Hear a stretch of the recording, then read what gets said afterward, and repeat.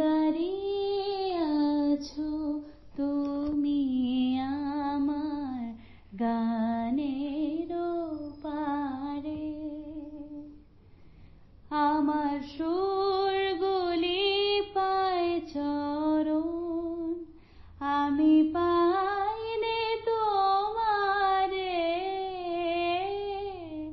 দাঁড়িয়ে আছো তুমি আমার গানের পারে, বাতাস বহে মরি মরি আর বেঁধে রে। আমরা এসেছি বাঙালি উৎস সন্ধানের আরেক পর্বে, যেখানে বাংলাদেশের পদ্মা নদী। আমরা এখন কুষ্টিয়া পদ্মার উপরে বসে আছি। একটু পরেই আমরা যাব শিলাইদহের সেই বিখ্যাত রবীন্দ্রনাথের কুঠি বাড়ি, এবং পদ্মার উপরে একটা বড় নৌকাতে আমি রয়েছি, স্বপন দাস। আপনারা যারা জানেন যে বাঙালির উৎস সন্ধানে পরপর আমরা গবেষক মুরারিমোহন চক্রবর্তীকে নিয়ে যে অনুষ্ঠান করেই চলেছি পর্বে পর্বে, তারই নতুন পর্ব যোগ হতে চলেছে বাঙালি উৎস সন্ধানের আরেকটি পর্বে, শিলাইদহ কুঠি বাড়ি। আমরা পেয়ে গেলাম হিমু ভাইকে। তো হিমু হলো অগ্নি টিভির ঝিনাইদহের ও চ্যানেলের মালিক এবং ও পরিচালক। ও কি জানে না, খুব ভালো নাচ জানে, খুব ভালো ও উপস্থাপক। তো হিমু, তুমি একটু বলো, তোমার ভরসাতেই আমরা এসেছি ঝিনাইদহের থেকে এইখানে। তো কুঠিবাড়ি আমরা কুষ্টিয়ায় এসেছি। এইখানে এই পদ্মা নদীর এখন কিভাবে নতুনভাবে কাজে লাগানো হচ্ছে, জল বা জল থেকে কি করছে, এগুলো কি বেসিনগুলো কি, তুমি একটু বলো আমাদের। আসলে আপনারা দেখছেন যে দূরে কিন্তু চর পড়ে গেছে। হ্যাঁ, আচ্ছা, এই পদ্মাটা, এই যে একটা গান আছে না, সর্বনাশা পদ্মা নদীরে, মানে এই গানটা আসলে এই নদীটার পারে ওই টাইমটাই, যে মুহূর্তে ওই গানটা লেখা হয়েছে, আপনি দাঁড়াইলে এই পারে এই নদীর ঢেউ, এ তো এখন শান্ত। হ্যাঁ, একুল ওকুল দেখলে এমনি বুকের ভিতর আটকে উঠত। তার মানে ওই যে আমি ক্যামেরাম্যানকে বলবো, রানাকে বলবো, তুমি দেখাও যে ওই যে দূরে সাদা মতো, পুরোটা না ওই সাদাটা, ওটা কি বালির চর? হ্যাঁ, চর পড়ে গেছে, কিন্তু একদম পুরোটা কিন্তু আপনার এটা তো ক্ষতিকর আগামী দিনের জন্য।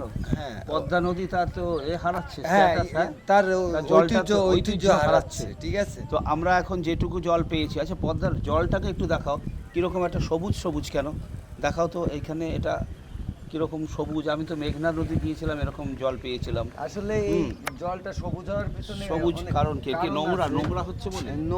নোংরা পরিবেশের একটা ব্যাপার আছে। হ্যাঁ, আচ্ছা আচ্ছা। আর প্রথমত যে আমাদের দেশে আসলে ওই যে আসার সময় আর একটা গড়াই নদী দেখলাম, একদম শুকনো, কিন্তু শুকিয়ে গেছে। দেখেছেন? পদ্মাও কি আগামী দিনে শুকিয়ে যাবে? মানে ওই রকমই মনে হচ্ছে, কারণ দেখেন যে পিরাই চলে আসছে, আপনি শেষ অবধি তাকানো যাচ্ছে না, আর দেখেন কতটুকু চলে আসছে। হ্যাঁ, আসলে এটা আমাদের ভবিষ্যতের জন্য কিন্তু সতর্ক হুমকি স্বরূপ। কিন্তু এখনই যদি আসলে এই চরটা খনন না করা হয়, ব্যবস্থা না নেওয়া হয়, ঠিক আছে, তাইলে কিন্তু বড় ধরনের জলোচ্ছ্বাসে পানি উপরে উঠে আসতে পারে। আর এই যে দেখাও তুমি এই মেশিনগুলো, এই মেশিন দিয়ে আসলে মূলত বালি তোলে। আচ্ছা, হ্যাঁ, পাইপের মাধ্যম দিয়ে, এই যে পাইপ দেখছেন, এই পাইপের মাধ্যম দিয়ে বালু তোলা হয়, বালু উপরে চলে যায়। আর এখানকার কুষ্টিয়ার বালি পাকশির বালি। হ্যাঁ, কুষ্টিয়া পাকশির বালি সবচেয়ে নাম করা বালি। আচ্ছা, আমাদের বাংলাদেশের প্রায় সারা বাংলাদেশেই এখানকার বালি যায়। আচ্ছা, এই বালিগুলো এখানে কি কাজে লাগে? এই বড় বড় নির্মাণ কাজে ব্যবহার হয়। আচ্ছা আচ্ছা, মানে মাল্টি স্টোরি বিল্ডিং। হ্যাঁ, বড় এবং ধুলোবালিও আছে, যেগুলো লাগে গর্ত মর্ত, এইগুলো পূরণ করার জন্য। ঠিক আছে, এখানে দুই কোয়ালিটির বালি পাওয়া যায়, তবে পাকশির বালি নাম করা, মানে এটাই সারা বাংলাদেশ কভার করে আমাদের। আচ্ছা, বাহ। তো আমরা এবার একটুখানি এসেছি যখন, পদ্মার জলকে একটু ছোঁবো তো হিমু? হ্যাঁ, অবশ্যই। ঠিক আছে।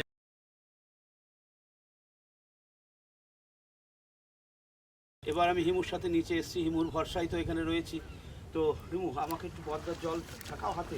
দাদা আসলে সুদূর সেই ভারতবর্ষ থেকে আসছে এই পদ্মার জল একটু ছুঁয়ে দেখার জন্য। আমি নিজে হাতে পদ্মার জলটা নিয়ে তার হাতে দেব।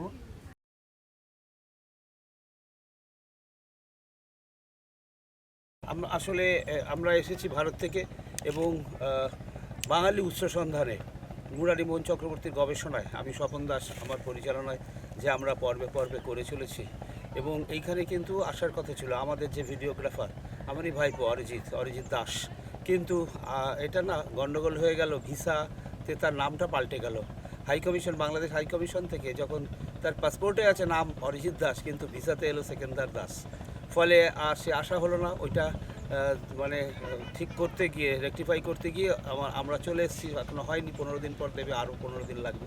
তো এখানে এসে হিমুর সঙ্গে যোগাযোগ করে, হিমু এই রানা ভাইকে যোগাযোগ করেছে, আমাদের এইখানে যত কিছু ছবি উঠছে এইখানে, মানে এখন আমরা রয়েছি পদ্মার পাড়ে কুষ্টিয়া জেলায়, আমরা যাব এরপরে রবীন্দ্রনাথের কুঠিবাড়ি, বা আমরা জসিমউদ্দিনের বাড়ি পল্লীকবি ফরিদপুরে কাল গিয়েছিলাম, বা আমরা তার আগে ঝিনাইদহ শিল্পকলা, জেলা শিল্পকলায় গিয়েছিলাম, সেখানকার ডিরেক্টরের সাথে কথা বলেছি আমরা, তিনিও মোহাম্মদ জসিমউদ্দিন যথেষ্ট আপ্যায়ন করেছিলেন। সেই সব ছবি আপনারা তো দেখবেন, সেসব ছবি কিন্তু এই রানার তোলা। রানা, তুমি তোমার পুরো নামটা বলো। আমার পুরো নাম আমির রানা। আচ্ছা, আমির মানে তো নিশ্চয়ই জানেন, আমির মানে বড় লোক, মানে আমরা গরিব লোক, আমরা এই একজন বড় লোক রানাকে পেয়েছি। তুমি চশমাটা খোলো না, দেখতে আরো ভালো লাগে। আচ্ছা, এই যে ওর হাসিটা খুব মিষ্টি, আমি ছেলে হয়ে আমায় টানছি, জানি না মেয়েদের করে ওর কিউরে সামলায়। তো যাই হোক, তোমার অভিজ্ঞতা বলো। আসলে দাদা, আপনাদেরকে পেয়ে আমি আগে অনেক কাজ করেছি, কিন্তু এই টিমের সাথে কাজ করে সত্যি অনেক ভালো লাগছে, আমি খুবই আনন্দিত। আমি আশা করব যে আগামীতে যখনই আপনারা আমাদের বাংলাদেশে আসবেন, আপনাদের স্নাধ্যে যেন আমরা থাকতে পারি, আমি যেন থাকতে পারি, হিমু যেন থাকতে পারে, আমাদের টিমটা যেন আপনাদের সাথে থাকতে পারে। নিশ্চয়ই, আমার তো এখানে কেউ নেই, তোমরাই তো সব। ধন্যবাদ। ঠিক আছে, আমরা এখন যাব শিলাইদহ রবীন্দ্রনাথের কুঠিবাড়ি। বন্ধুরা, আপনারা দেখছেন আমরা এখন পদ্মার পাড়ে আসছি। দেখেন মানুষ কীভাবে নৌকাতে পার হচ্ছে। এই সেই পদ্মার পাড়, কুষ্টিয়া সর্বনাশা পদ্মা নদীতে।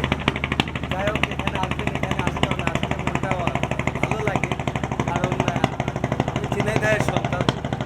আমাদের ঝিনাইদহ নবগঙ্গা নদী আছে, সেই নদীটা প্রায় শুকিয়ে বিলুপ্ত পথে, কিন্তু এখান পদ্মাও আমি মনে করি যে অবস্থা তা অনেকটা বিলুপ্তের পথে।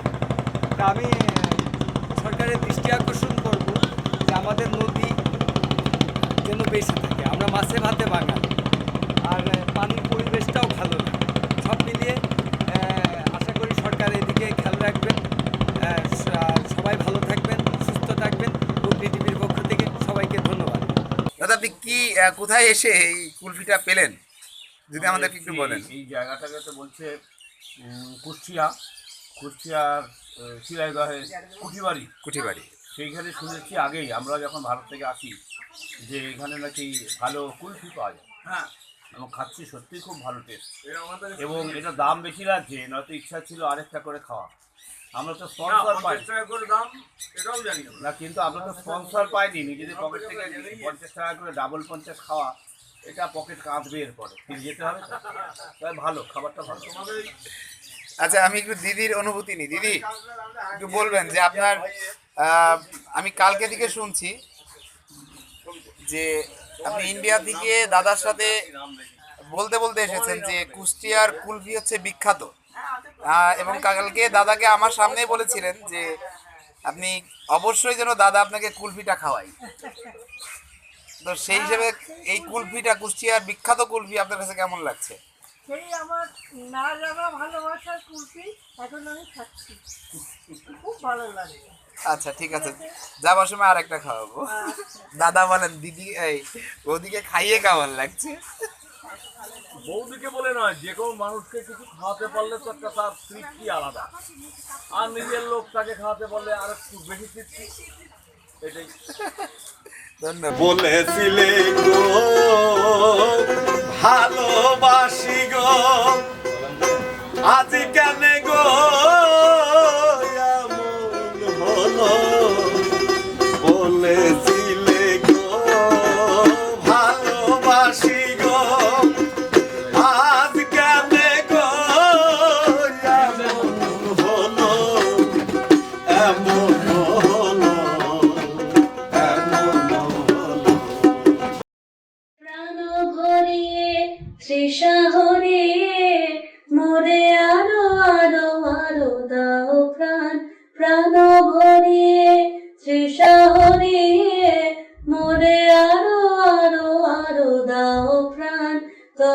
ভুবনে তব ভবনে মোরে আরো আরো আরো দাও স্থান, মোরে আরো আরো আরো দাও প্রাণ। প্রাণ ভরিয়ে তৃষা হরিয়ে মোরে আরো আরো আরো দাও প্রাণ।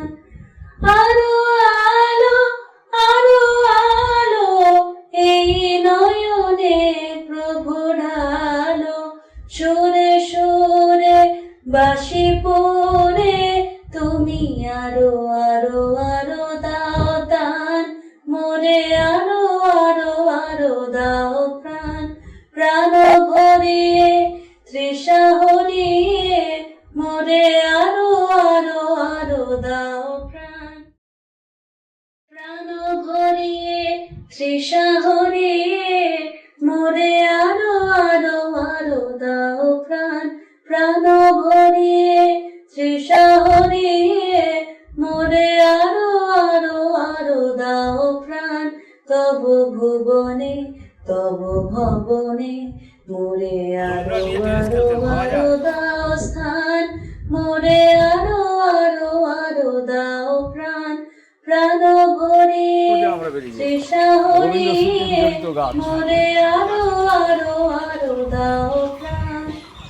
আরো আলো আরো আলো এই নয়নে প্রভু ঢালো, সুরে সুরে বাঁশি পড়ে তুমি আরো আরো আরো দাও দান, মোরে আরো আরো আরো দাও প্রাণ। প্রাণ ভরিয়ে তৃষা হরিয়ে মোরে আরো আরো আরো দাও প্রাণ। আমরা এখন দাঁড়িয়ে আছি রবীন্দ্র স্মৃতি বিজড়িত বকুল গাছ। এই বকুল গাছের ব্যাপারে আমরা এখানে আসাতে মুরারিবাবুর সঙ্গে আলাপ হয়ে গেল, একজন এখানকারই বাসিন্দা। মুরারিবাবু একটু কথা বলুন আমার সাথে। আচ্ছা, এখানে তো আপনারা বাল্যকাল থেকেই আসছেন, যেহেতু স্থানীয় আপনারা, আপনার নামটা একটু বলুন। আচ্ছা, আপনার নামটা বলবেন। নাম সাদিকুর রহমান।